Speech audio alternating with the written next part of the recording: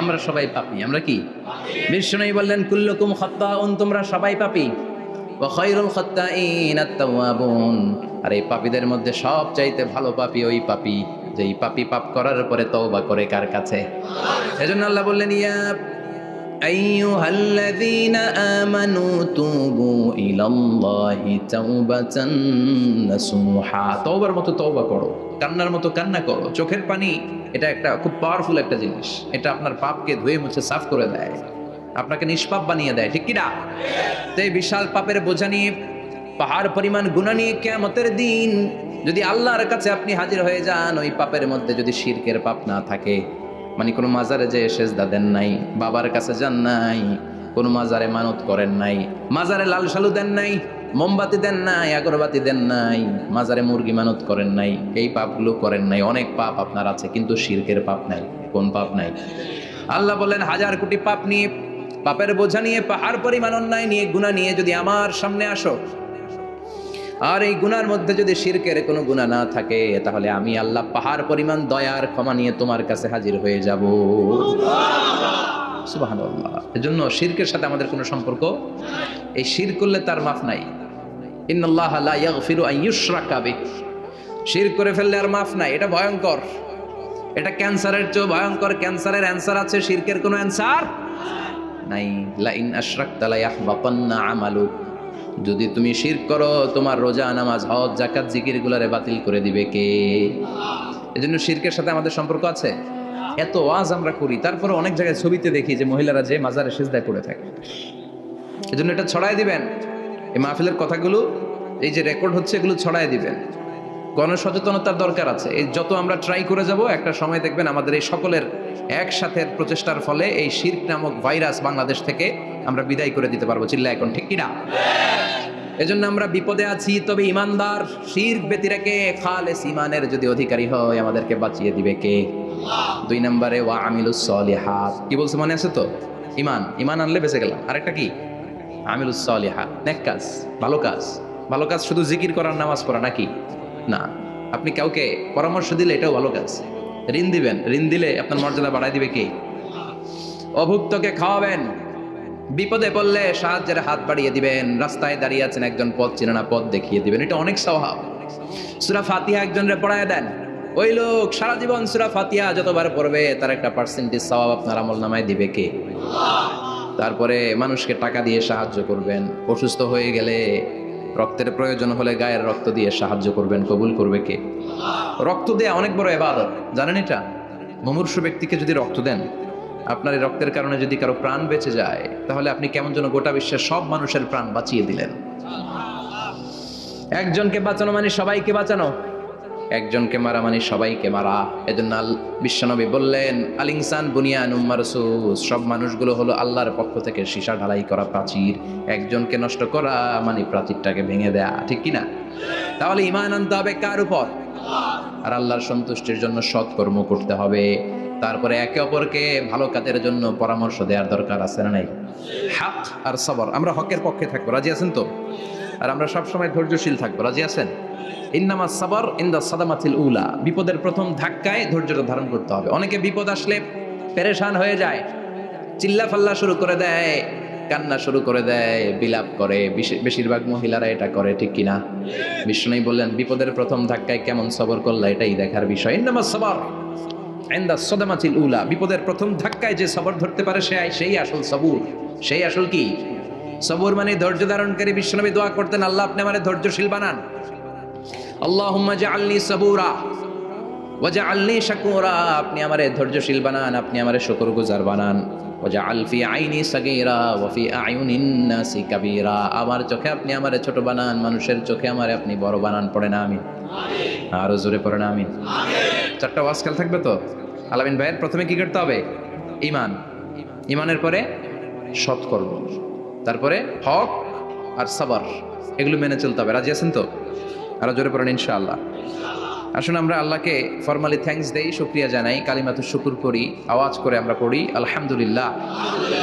পড়েন রব্বানা লাকাল হামদ হামদান কাসীরান তাইয়িবান মুবারাকান ফীহি ইয়া রাব্বি লাকাল হামদু কামা ইয়ানবাগি লিজালালি ওয়াজহিকা ওয়া আযীমি সুলতানিকা লাকাল হামদু বিল ঈমান লাকাল হামদু বিল ইসলাম লাকাল হামদু বিল কুরআন। প্রশংসা করলাম কার? জোরে বলেন কার? সব সময় প্রশংসা করতে হবে কার? সে আল্লাহর পাঠানো সব চাইতে দামি মর্যাদাবান আসমানি কিতাবের নাম হচ্ছে কি? চিল্লায় বলেন কি নাম? এই যে সূরাতুল আসর তেলাওয়াত করেছে কোন কিতাবে আছে? কথা বলেন। এই কোরআনটা হচ্ছে নূর, এই কোরআনটা হচ্ছে হিদায়াত, এই কোরআনটা হচ্ছে শিফা, এটা হচ্ছে আলো। এই কোরআন থেকে আলো নিয়ে নিজেদেরকে আলোকিত করতে হবে। কি করতে হবে? আলো। আলোর দরকার আছে না নাই? আলো ছাড়া কিছু দেখা যায়? এজন্য কোরআনকে আলো বানিয়ে পাঠালো কে? রব্বুল আলামিন বলেন, কিতাবুন আনজালনাহু ইলাইকা লিতুখরিজান নাসা মিনাল যুলুমাতি ইলান নূর। ও নবী, একটা কিতাব পাঠালাম, যেই কিতাব অন্ধকার থেকে আপনাদেরকে আলোর দিকে নিয়ে যাবে। কোন দিকে নিবে? জোরে বলেন। আমরা আলোর পথের সৈনিক, আমরা জান্নাতে যেতে চাই। জান্নাতে যেতে হলে যে বইটা মানতে হবে, বইটার নাম কি? তাহলে কিতাবে আল্লাহ আলো দিলেন, আবার হেদায়েত দিলেন। আল্লাহ বললেন, যালিকাল কিতাবু লা রাইবা ফীহি হুদাল লিল মুত্তাকিন। হুদাল লিল মুত্তাকিন, a guide book to those who are মুত্তাকিন। তাহলে গাইড বুক পেলাম, আলো পেলাম, আবার এটার ভিতরে শেফা আছে। কি আছে? শেফা মানে সুস্থতা, শেফা মানে রেমেডি, শেফা মানে রিকভারি। আপনি অসুস্থ হলে সুস্থ করে কে? কোরআন পরে যদি ফু দেন, সুস্থ বানায় দিবে কে? নাকি তাবিজের ভেতরে ঢুকায় ঝুলাইবেন? ঝুলানো যাবে? পড়তে হবে। কি করবেন? যে ঘরে সূরা বাকারা তেলাওয়াত করা হয় সেখান থেকে শয়তান দৌড়ে পালায়, নাকি যেই ঘরে বাকারা ঝুলিয়ে রাখা হয়?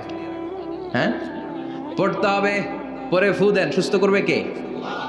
এই কিতাবের সর্বপ্রথম যে সূরাটা আল্লাহ দিলেন, ভূমিকা সূরা, এটার নাম হচ্ছে ফাতিহা। ফাতিহা মানে কি? ভূমিকা। এই সূরাটা দিয়ে আল্লাহ এই কোরআনটাকে খুললেন। পুরো কোরআনে যা আছে এই ফাতিহার 7 আয়াতের ভেতরে তা আছে। আবার এই 7 আয়াতের ব্যাখ্যা শুরু করে দিলে 30 পারা কোরআন হয়ে যায়। সুবহানাল্লাহ।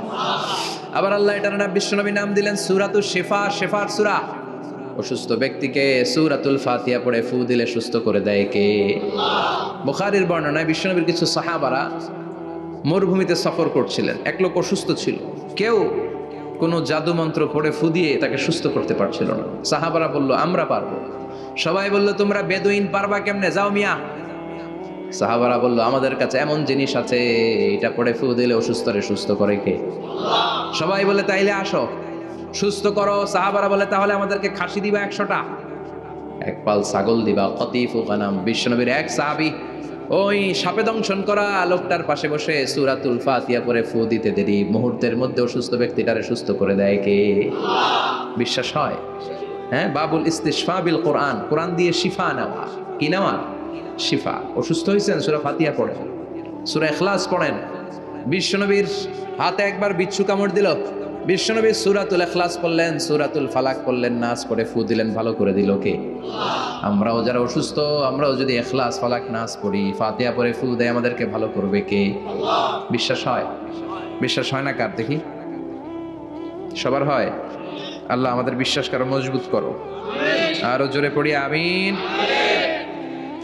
আসেন আমরা সরাসরি এবার তাফসিরের দিকে যাই। আমি ছোট্ট একটা সূরা তেলাওয়াত করেছি, 11টি আয়াত বিশিষ্ট। সূরাটার নাম সূরাতু আল কারিআ। কি নাম? সবাই বলেন, সবাই বলেন কি নাম? আল কারিআ। মাক্কি সূরা। কি সূরা? সবাই বলেন। মনে রাখতে হবে, এই যে উনি সূরা আসর থেকে কি বললো, কি পয়েন্টস গুলো নিয়ে যেতে হবে, যে এটা এটা এটা। সূরাতুল কারিআর কি পয়েন্টস গুলো কি নিয়ে যেতে হবে, এইটা এটা এটা। সূরা ফাতিহার মধ্যে আল্লাহ বেসিক কি কি পয়েন্ট হাইলাইট করেছেন, এগুলো আমাদেরকে শিখে যেতে হবে। তা না হলে শুধু আসলাম, স্লোগান দিলাম, কাঁদলাম, মোনাজাত ধরে জিলাপি নিয়ে চলে গেলাম, কোনো লাভ হইল? কথা বলেন। তো আমরা যে সূরাটা থেকে আজকে কথা শুনতে চাই, সূরাটার নাম হচ্ছে, সবাই বলেন, আল কারিআ। আল কারিআ মানে বিকট আওয়াজ। আল কারিআ মানে কি? ভয়ঙ্কর আওয়াজ। ভয়ঙ্কর আওয়াজ শোনেন নাই কখনো? কোথায় শুনছেন? হ্যাঁ, বিজলি। ও বিজলিতে শুনছে, থান্ডার, বজ্রপাত। আসলে অনেক আওয়াজ হয়, তাই না? আপনারা আঞ্চলিক ভাষায় বিজলিরে কি বলেন? ঠেড়া। ঠেড়া। বিজলি চমকেছে, ঠিক আছে। তো সে সবচেয়ে ভয়ঙ্কর যে আওয়াজটা তার জীবনে শুনেছে সেটা হচ্ছে ঠেড়া, মানে বিজলি চমকালে যে থান্ডার, ভয়ঙ্কর আওয়াজ। আর কে কে আওয়াজ শুনছেন ভয়ঙ্কর জীবনে? হ্যাঁ, কই শুনছো কও? কিসে? বানসিরিক, ঠেড়ার ডুপ্লিকেট ভার্সন বানসিরিক। আলামিন ভাই, আপনি সবচেয়ে ভয়ঙ্কর আওয়াজ কোথায় শুনছেন শুনি? মানে সবচেয়ে ভয়ঙ্কর আপনি আওয়াজ জীবনে কোথায় শুনছেন? এই যে টিউব ফুটে গেছে, অর্থাৎ টায়ার পাংচার হলে ভয়ঙ্কর আওয়াজ হয়। চমৎকার আসলে। তো রিক্সার টায়ারের চেয়ে ট্রাকের টায়ার পাংচার হলে আরো ভয়ঙ্কর আওয়াজ শুনছেন? রাস্তায় মাঝে মাঝে আমরা রাত চলি, তো মাঝে মাঝে টায়ার পাংচার হয়, ভয়ঙ্কর আওয়াজ হয়, ভীষণ আওয়াজ। তার মানে বজ্রপাতে ভয়ঙ্কর আওয়াজ, ট্রাকের টায়ার পাংচার হলে ভয়ঙ্কর আওয়াজ। আর কি আওয়াজ আছে? হ্যাঁ, কি উঠলে? বাজি, বাজি, বোমা ফাটালে, ককটেল মারলে। ককটেল আছে না নাই? 30 তারিখে আছে না নাই? হ্যাঁ, সেনাবাহিনী আছে কিন্তু ধরে নিয়ে যাবে। ককটেল ফাটালে ভয়ঙ্কর আওয়াজ। আর হ্যাঁ, কিসের ডাক? বাঘের আওয়াজ। তার মানে আমরা আমাদের জীবনে সবচেয়ে বড় আওয়াজ শুনেছি বজ্রপাতের আওয়াজ। কেউ শুনেছি ট্রাকের টায়ার পাংচার হলে বিকট আওয়াজ। কেউ শুনেছি মহাসমাবেশের ভেতরে যখন ককটেল ফোটানো হয় ওই আওয়াজ। আল্লাহ বললেন এগুলো তো ছোট আওয়াজ, কিয়ামতের দিন এমন বিকট একটা আওয়াজ আমি দেব, এটার নাম আল কারিয়া। এটার নাম ক্লিয়ার? বুঝা গেছে? ওই আওয়াজ দুনিয়ার আওয়াজের মতো না। মাঝে মাঝে বাতাসের ধাক্কায় দরজা সাটাস করে লাগে, আওয়াজ হয় না? টায়ার পাংচার হলে আওয়াজ হয়। দপ্তরি যখন ছুটির ঘন্টা দেয়, ঘন্টার সামনে দাঁড়ালে ভয়ঙ্কর আওয়াজ আছে না নাই? ট্রাকের টায়ার ব্রাস্ট হলে আওয়াজ হয়। হাতুড়ি নিয়ে লোহার মধ্যে আঘাত করলে, পাথরে আঘাত করলে আওয়াজ আছে না নাই? এগুলো দুনিয়ার আওয়াজ। আল্লাহ বললেন এই আওয়াজগুলোর চেয়ে অনেক বিকট একটা আওয়াজ কিয়ামতের দিন আমি তৈরি করব। এই আওয়াজটার নাম হলো আল কারিয়া। কি নাম? সবাই বলেন, আরো জোরে বলেন, আল কারিয়া। বিকট আওয়াজ, বিকট একটা হুইসেল বাজানো হবে, হর্ন বাজানো হবে, ট্রাম্পিট, ডেঞ্জারাস ট্রাম্পিট। ভয়ঙ্কর একটা বিকট শব্দ করা হবে কিয়ামত তৈরির জন্য। ওই শব্দটা বাজানোর জন্য রব্বুল আলামিন একজন ফেরেশতা বানিয়েছেন, নাম হলো ইসরাফিল। নাম কি? ইসরাফিল। ওই ফেরেশতার পা হচ্ছে জমিনের নিচে, মাথা হলো আকাশের উপরে। ওই কিয়ামতের দিন ইদা নুফিখা ফিস সূরি নাফখা ওয়াহিদা, যখন ওই সিংহের মধ্যে ফুৎকার দেয়া হবে, আল কারিয়া, বিকট আওয়াজটা হবে। এই ফেরেশতার নাম হচ্ছে মালাকুস সূর, সিংহের ফেরেশতা। এই ফেরেশতার নাম ইসরাফিল। ফেরেশতার নাম সবাই বলেন। এই বিশাল ফেরেশতাকে 3টা হুইসেল দেওয়ার জন্য আল্লাহ বানিয়েছেন। কয়টা? সবাই বলেন। তার ডিউটি হচ্ছে 3টা হুইসেল দিবে, হর্ন বাজাবে 3টা। গাড়িতে সামনে জ্যাম হয়ে গেলে ড্রাইভাররা কি করে? হর্ন দেয়। সে একটা হর্ন দিবে, একটা হুইসেল দিবে, একটা ট্রাম্পিট বাজাবে। ওইটাকে আরবিতে বলে সুর। ইদা নুফিখা ফিস সূরি নাফখাতান ওয়াহিদা, যখন তিনি প্রথম হুইসেলটা বাজাবেন, রব্বুল আলামিন ওনারে বানালেন 3টা হুইসেল দেওয়ার জন্য, বিশাল আকৃতির ফেরেশতা। এই ফেরেশতাকে সৃষ্টি করার পর থেকে 2 ঠোঁটের মাঝখানে হুইসেলটা নিয়ে ফেরেশতা আল্লাহর আরশের দিকে তাকিয়ে আছে। He is just waiting for the green signal. আল্লাহর অর্ডার কখন আসবে, আসলেই একটা ফু দিবে। সুবহানাল্লাহ কইবেন না? এই ফুটা দেওয়ার জন্য সে এখনো, ঠিক যে মুহূর্তে আমরা এখন তাফসীর শুনছি, সেই মুহূর্তে ইসরাফিল কি করতেছে? 2 ঠোঁটের মাঝখানে ওই হুইসেলটাকে রেখে জাস্ট অবজার্ভিং দ্য আরশ, আরশের দিকে তাকিয়ে আছে। যখন আল্লাহ বলবে শুরু করো, প্রসিড, মুহূর্তের মধ্যে হুইসেল বাজাবে। আর ওই হুইসেলের আওয়াজটাকে আরবিতে বলে আল কারিয়া। কি বলে? বুঝতে পারছেন এবার? সহজ হয়ে গেছে না? নরম হয়ে আসতেছে না সূরাটা? আল কারিয়া তার মানে বিকট আওয়াজ, বিকট হর্ন বাজানো হবে, ট্রাম্পিট দেয়া হবে, বিকট হুইসেল দেয়া হবে। এই আওয়াজটা দুনিয়ার দপ্তরির ঘন্টা বাজানোর আওয়াজের মতো না। এই আওয়াজটা ট্রাকের টায়ার পাংচার হলে যে আওয়াজ ওইটার মতো না। বৃষ্টির সময় বজ্রপাতের যে আওয়াজ ওইটার মতো না। ওই আওয়াজটা পৃথিবীর বুকে সবচাইতে ভয়ঙ্করতম আওয়াজ। ঠিক কিনা? ভয়ঙ্কর একটা আওয়াজ হবে, বজ্রনিনাদ, মহাপ্রলয়ের আওয়াজ। ওই একটা আওয়াজে সব লন্ডভন্ড হয়ে যাবে, একটা আওয়াজে সব লন্ডভন্ড হয়ে যাবে। এজন্য ওই আওয়াজটাকে ডেডিকেট করে আল্লাহ কোরআনে একটা সূরা দিয়েছেন, সূরাটার নাম কথা কয় না কি নাম? আল কারিয়া। আল কারিয়া, মানুষের দৃষ্টি আকর্ষণের জন্য আল্লাহ এই শব্দটাকে সূরার প্রারম্ভে 3 বার বললেন। কয়বার? গুরুত্বপূর্ণ কথা কয়বার বলতে হয়? বিশ্বনবী কোনো কথায় যখন এমফেসাইজ করতেন, গুরুত্ব দিতেন, তিনি কয়বার বলতেন? এই সূরাটা নাজিল হয়েছে মক্কায়। মক্কার কাফির মুশরিকরা যেন ওই কিয়ামতের ভয়ঙ্কর দৃশ্যটা বুঝতে পারে, এজন্য আল্লাহ 3 বার বললেন আল কারিয়া, তারপরে মাল কারিয়া, তারপরে ওয়ামা আদরাকা মাল। সবাই বলেন, প্রথমে বললেন আল, তারপরে মাল, ওয়ামা আদরাকা মাল। 3 বার বললে মানুষ 3 বার তাকাবে না, আল কারিয়া, মাল কারিয়া, আবার তাকাইছে ওয়ামা আদরাকা মাল কারিয়া। 3 বার বলে তাদের অ্যাটেনশনকে গ্রো করা হচ্ছে, কারণ সামনে আরো জরুরি কথা আছে। সুবহানাল্লাহ বলেন। ওই দিনটা বড্ড ভয়ঙ্কর দিন, কিয়ামতের দিন। কিসের দিন? এই ছোট্ট 11টা আয়াত বিশিষ্ট সূরার মধ্যে আল্লাহ কিয়ামতের নকশা এঁকে দিয়েছেন। কি এঁকেছেন? কিয়ামতের প্রামাণ্য ধারাবাহিক বর্ণনা আল্লাহ তুলে ধরেছেন এই সূরার ভেতরে। আল্লাহু আকবার। আল্লাহ বললেন আল কারিআতু মাল কারিআতু ওয়া মা আদরাকা মাল কারিআ। ও নবী, আপনি জানেন না কি আল কারিয়া মানে কি? ভয়ঙ্কর আওয়াজ, বজ্রনিনাদ। ওই ইসরাফিল 3টা ফুৎকার দিবে। চিৎকার করে বলেন কয়টা? প্রথম ফুৎকারের নাম নাফখাতুল ফাজা, বিকট এক ফুৎকার। ওই ফুৎকার দেওয়ার সাথে পুরো পৃথিবীটা লন্ডভন্ড হয়ে যাবে। এক ফুৎকারের আওয়াজে পৃথিবীর আকাশ ভেঙে খান খান হয়ে যাবে। কেউ থাকবে ওই সময় টয়লেটে, থাকবে না? কেউ থাকবে ঘুমের মধ্যে, কেউ থাকবে বাজারে, কেউ থাকবে অফিসে, কেউ থাকবে রান্নাঘরে, কেউ থাকবে রাস্তায়, কেউ থাকবে নাচানাচির মধ্যে। চিল্লায় এখন ঠিক কিনা? যে যে অবস্থায় থাকুক না কেন পাগল হয়ে যাবে, পাগল, অস্থির। ওমা হুম বিসুকারা ওয়ালাকিন আযাবাল্লাহি শাদীদ। মানুষগুলোরে মাতালের মতো দেখা যাবে, আসলে একটাও মাতাল না। আল্লাহর আযাবের ভয়ে সব অস্থির হয়ে যাবে। আল্লাহু আকবার।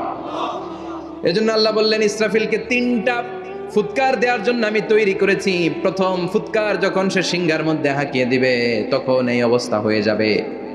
এবার দ্বিতীয় সিংহায় ফুৎকার দেওয়ার জন্য আল্লাহ অর্ডার করবে। ইসরাফিল তার বিশাল হুইসেলটা নিয়ে সাথে সাথে দ্বিতীয় ফুৎকারটাও দিয়ে দিবে। দ্বিতীয় ফুৎকার দেওয়ার সাথে সাথে এই ফুৎকারটাকে আরবিতে বলে নাফখাতুস সাঈক, সব মরে যাবে। সব কি হবে? মরবেন না আপনারা? আজীবন থাকবেন? একদিন মাটির ভেতরে হবে ঘর রে মন আমার, কেন বান্ধ দালান ঘর, প্রাণ পাখি উড়ে যাবে পিঞ্জর ছেড়ে, ধরা ধামে সবই রবে তুমি যাবে চলে, বন্ধু বান্ধব যত মাতা পিতা দ্বারা সুত সবই হবে তোমার পরে মন আমার, কেন বান্ধ দালান ঘর, একদিন মাটির ভেতরে হবে ঘর রে মন আমার, কেন বান্ধ দালান ঘর রে মন আমার, কেন বান্ধ দালান ঘর। ঠিক কিনা? থাকা যাবে? কবরে যাওয়া লাগবে না? This is the circle of life. এসেছি, থাকছি কিছুদিন, একটা স্টেশনে ট্রানজিট পিরিয়ড, আবার চলে যাব। জন্মিলেই মরিতে হবে। চিল্লা এখন ঠিক কিনা? আল্লাহ বলবেন ইসরাফিল তোরে 3টা ফুৎকার দেওয়ার জন্য তৈরি করেছি। চিৎকার করে বলেন কয়টা? একটা ফুৎকার দিয়ে দুনিয়াটারে তুই লন্ডভন্ড করে দিলে রে ইসরাফিল। এবার দ্বিতীয় ফুৎকার দিয়ে পৃথিবীর সব মানুষগুলোর আত্মা নিয়ে নেয়ার ব্যবস্থা করে দে। মুহূর্তের মধ্যে ইসরাফিল সিংহার মাঝখানে ঠোঁট লাগিয়ে দ্বিতীয় ফুৎকারটা দিবে। দ্বিতীয় ফুৎকার দেওয়ার সাথে সাথে সব শেষ। মালাকুল মাউত পৃথিবীর সব মানুষের আত্মা সংবরণ করে নিবে। সব শেষ, মানুষ নাই, জিন নাই, দানব নাই, কেউ থাকবে না। যে ইসরাফিল ফুৎকার দিয়ে সব লন্ডভন্ড করছে ওইটাও নাই। ইসরাফিলও চলে যাবে, নাকি ইসরাফিল থাকবে? কথা কন, কেউ থাকবে না? থাকবে একজন, তিনি কে? কুল্লু মান আলাইহা ফানি ওয়া ইয়াবকা ওয়াজহু রাব্বিকা যুল জালালি ওয়াল ইকরাম ফাবিআইয়ি আলাই রাব্বিকুমা তুকাযযিবান। এই বিশ্বে যা দেখা যায় সব হয়ে যাবে ফান, নিঃশেষ, কিছু থাকবে না, সব মরে যাবে। থাকবে শুধু একজন সত্তা, চিৎকার করে বলেন তিনি কে? দ্বিতীয় ফুৎকারের পরে সব মানুষ শেষ, প্রাণী শেষ, কোনো প্রাণের অস্তিত্ব আর নাই। আল্লাহ বলবেন জিন জাতিও মেরে ফেল। মালাকুল মাউত জিন জাতির আত্মা নিয়ে যাবে। আমাদের যেমনি আল্লাহ রুহু কবজ করে, জিনদেরও কিন্তু মালাকুল মাউতের মাধ্যমে রুহু কবজ করা হয়, জানেন? ওমা খলাকতুল জিন্না ওয়াল ইনসা ইল্লা লিয়াবুদুন। এই দুইটা জাতিকে আল্লাহ তাআলা ইবাদতের জন্য তৈরি করেছে। কবরে যে আযাব হয় এই দুইটা জাতি শুধু দেখে না, বাকি সব প্রাণী দেখে। কবরে যে পাখিগুলো বসে, পাখি কিন্তু দেখে নিচে কি হয়, হোয়াটস হ্যাপেনিং ইনসাইড, সব সে দেখে। গরু ছাগল আমরা কবরস্থানের পাশে বেঁধে রাখি, সব দেখে। গায়রাস সাকালাইন, শুধু মানুষ আর জিন ছাড়া, ঠিক কি না? এজন্য মাঝে মাঝে দেখবেন কবরস্থান থেকে গরুর রশি ছিঁড়ে গরু দেয় দৌড়, ছাগল দেয় দৌড়, তাই না? কারণ সে সব দেখে।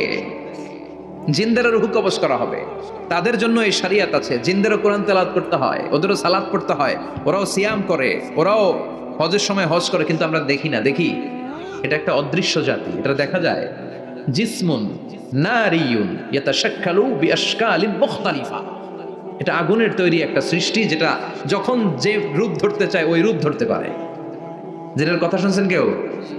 শুনছেন আপনি? কোথায়? কোরআনে শুনছেন না? জিন আমাদের সাথে কথা কইছে, ওটা শুনছেন নি কান দিয়ে?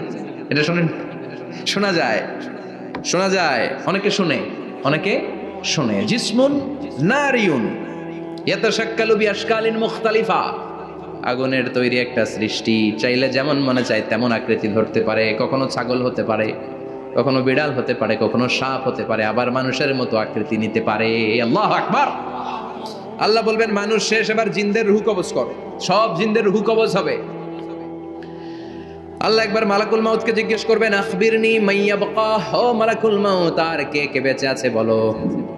মালাকুল মাউত বলবে, আল্লাহ মানুষ নাই, জিন নাই, প্রাণী নাই, শুধু ফেরেশতারা আছে। আল্লাহ বলবেন সব ফেরেশতাদের রূহ কবজ করো। সব ফেরেশতাদের রূহ কবজ হয়ে যাবে। যেই ফেরেশতার হুইসেল দেওয়ার কারণে, হর্ন বাজানোর কারণে কিয়ামত, ওই ফেরেশতার রূহ কবজ হয়ে যাবে। আল্লাহু আকবার। আর কে কে বেঁচে আছে? আমার ভাই জিব্রাইল বেঁচে আছে, জিব্রাইল রেও নাও। মালাকুল ওয়াহি, ওহির ফেরেশতা, যিনি আল্লাহর কাছ থেকে ওহী নিয়ে দুনিয়ায় আসতো, তারও রূহ কবজ হয়ে যাবে। এবার আল্লাহ বলবেন, আখবিরনি ইয়া মালাকাল মাউত মাইয়াবকা, ও মালাকুল মাউত, আর কে বেঁচে আছে এই মহাবিশ্বে বল। কেউ আছে নাকি? মালাকুল মাউত বলবে, আল্লাহ কেউ নাই, আপনার কথা মতো মানুষ মারলাম, জিনদের মারলাম, ফেরেশতাদেরও মারলাম, কেউ নাই, একমাত্র শুধুমাত্র আপনি আছেন, আর আপনার হুকুমের গোলাম আমি আজরাইল আছি। সুবহানাল্লাহ পড়েন। কি একটা সময় কাটবে, আল্লাহ আর মালাকুল মাউত ছাড়া কেউ থাকবে না। আল্লাহ বলবে, সবাইকে মারলি, সবাই চলে গেল, সবার মরণ হলো, এবার তোর মরণ। এবার সবাইকে মারলি, এবার তুই একটু মর, তুই একটু মর। কি ভয়ঙ্কর কথা! তুই মর শুনে মালাকুল মাউত কাঁপতে শুরু করবে, খিচুনি উঠে যাবে মালাকুল মাউত। সে বলবে, আল্লাহ সবাই রে মারলাম, আমি মরবো কেন? আমি না মারছি, আমি মরবো কেন? আল্লাহ বলবেন, কুল্লু নাফসিন যায়িকাতুল মাউত, ওরে ভবের রঙ্গ, হবে যে ভঙ্গ, সবই সাধেরই অঙ্গ, তোমার মাটিতে মিলাবে, জন্মিলে মরিতে হবে, ঠিক কি না? কুল্লু নাফসিন যায়িকাতুল মাউত, প্রতিটি আত্মার মৃত্যুর স্বাদ নিতে হবে। Everyone has to take the taste of death. মৃত্যুর স্বাদ প্রত্যেককে আস্বাদন করতে হবে। এটা কেমন? ও মালাকুল মাউত, তুমি মেরেছো তো কি হয়েছে, এবার তোমার মরণের পালা, এবার তুমি মরো।